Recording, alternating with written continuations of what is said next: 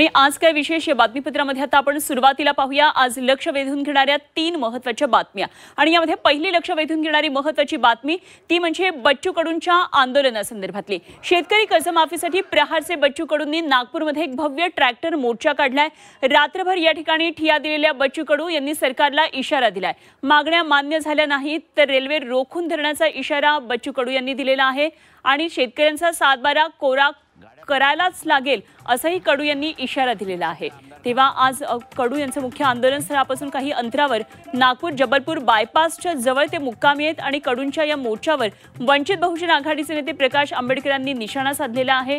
तर मंत्रीपद असताना तुम्ही काय करत होतात असा सवाल आंबेडकरांनी कडूंना विचारलाय। शेतकऱ्यांनी आत्महत्या करू नये तर 2-4 मंत्र्यांना कापावं असं वादग्रस्त वक्तव्य शेतकरी नेते रविकांत तुपकर यांनी केलंय। तेव्हा या आंदोलनाची आता राज्यभर चर्चा सुरू आहे आणि या संदर्भातले तपशील आपण जाणून घेणार आहोत। दुसरी महत्त्वाची लक्ष वेधून घेणारी बातमी ती म्हणजे शिवसेना युबीटी पक्षाच्या नव्या फॉर्म्युला संदर्भातली। मुंबई मनपा निवडणुकांसाठी शिवसेना युबीटीची रणनीती आता ठरली आहे आणि मुंबईत शिवसेना युबीटीचे 70% नवे चेहरे यावेळी दिसणार आहेत अशी माहिती कळतीये। तर 60 वर्षांपेक्षा अधिक वय असलेल्या माजी नगरसेवकांना यावेळी उमेदवारीची संधी दिली जाणार नाही असंही सूत्रांकडून कळतंय। तर उद्धव ठाकरे आणि राज ठाकरे यांनी अजूनही युतीची घोषणा केलेली नसली तरी दोन्ही पक्षांच्या नेत्यांच्या संयुक्त बैठका झालेल्या आहेत। तेव्हा या घडामोडीवर आज आपलं लक्ष असणार आहे आणि तिसरी लक्ष वेधून घेणारी महत्त्वाची बातमी ती म्हणजे सोलापुरात शिंदे अजित पवारांना भाजपने दिलेल्या धक्क्यासंदर्भातली।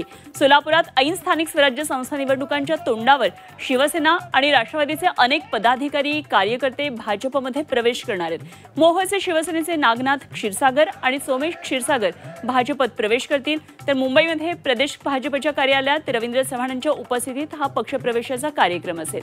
तर आज अशा महत्त्वाच्या राजकीय घडामोडी घडणार आहेत आणि या संदर्भात सविस्तर वृत्त आणि तसेच तपशील आपण आमच्या वेगवेगळ्या रिपोर्टर्सकडून सुद्धा जाणून घेणार आहोत।